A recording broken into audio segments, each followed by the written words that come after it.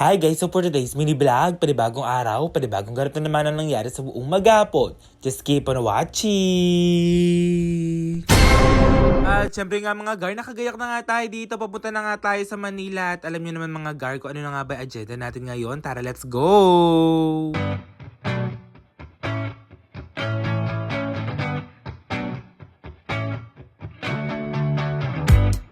Take a chance on me. Say you're on your way. Time waits for nobody. You know it's getting late. Yeah, I'm impatient, ain't waiting. But it's worth seeing your face again. We'll run away. New day, new bag. Ayan nga mga gar, dito nga pala tayo sa bilihan nga pala ng mga bags dahil regaluhan nga ni Ate Elma yung kapatid niya. Pero bago ang lahat mga gar, outfit check nga pala muna tayo dito mga gar. At ayun nga si Ate Elma. Bakit parang siya naman yata yung bibili ng bag? Bakit parang sa Ate Elma naman yata talaga yung nabubudol dito for today's video. Ayun nga mga gar, bibilan nga niya ng regalo yung kapatid niya dahil magbe-birthday na nga daw. Sorry mga gar, hindi nga ako fan ng mga ganitong gamit. Mga gar, yung mga mamahalin. Parang nangihinayang talaga ang person dito for today's video.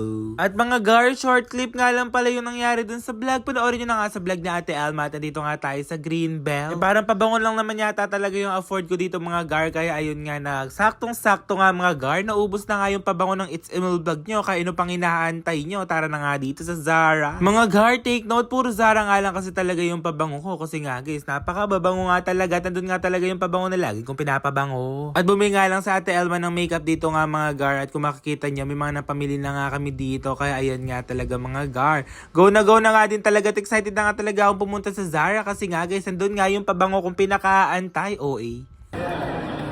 Bibili kasi tayong pabango. Kasi paubos na nga siya. Buti na lang talaga guys, nadaan tayo dito. Sabi sa inyo mga gar, buti na nga lang talaga nadaan nga talaga kami doon. Kaya ayun nga, tara na nga dito sa Zara. Uy, Zara baka naman no? Eme! At mga gar, nung nag-birthday nga pala si Puji ko, dito ko nga din pala pinabili yun. Hindi nga pala ako nakapunta dito mga gar kasi nga guys, sobrang busy nga. Di nga kami nakaluwas dito sa Manila. Kaya ayun nga mga gar, nagpabili na nga lang ako sa kapatid ni Ate Elma at bumili nga din ako ng para sa akin. Kaso mga gar, sobrang bilis nga maubos. Papaubos na nga talaga yung pabango ko na yun for today's video. Kung makikita nyo nga pala mga gar, eto nasipat ko na nga talaga yung pabango na hinahanap ko. Eto nga talaga siya mga gar. Immortal Vanilla nga pala yan dito sa Zara. O mga gar, kaway-kaway kung sino yung kagaya ng pabango ko dito. I-comment down below nyo na nga yun mga gar. Magkaamoy tayo dito. 1.6 yata ito mga gar at si Puji ko ganito na nga din yung pabango kasi nga guys, bangong-bango nga talaga siya sa akin nung naamoy nga niya to at nagtatry nga tayo dito pa ulit ng iba. Pero alam nyo naman mga gar, nagtitipid nga ang It's Emil vlog nyo, tuwing amoy-amoy lang muna tayo dito pero bibili natin talaga yung pabango nating hinahanap na yan at nagtry nga din ako dito ng iba ko ano pa yung mga mabango. Eh mga gar, lately nga kasi talaga na-addict nga talaga ako sa mga pabango kaya ayan nga yung magbibigay dyan. Comment down below na nga. Eme! Yun nga mga gar, pumili na nga ako dito at ayan, magbayad-bayad na nga talaga ang mga person dito for today's video. Oh, hindi akin yung Dior na yan ha, pinahawak lang talaga. Si cute naman talaga, pinapakita pa talaga sa video. Sana nga talaga mga gar, makakabili ako noon. Sana all soon talaga. At ayun mga gar, nabili ko na nga dito yung gusto kong pabango. At ayan nga, let's go na nga tayo dito. Kaya ayun nga mga gar, may part 2 nga pala tong vlog na to. Abangan nyo nga pala kung saan nga pala kami kakain dito.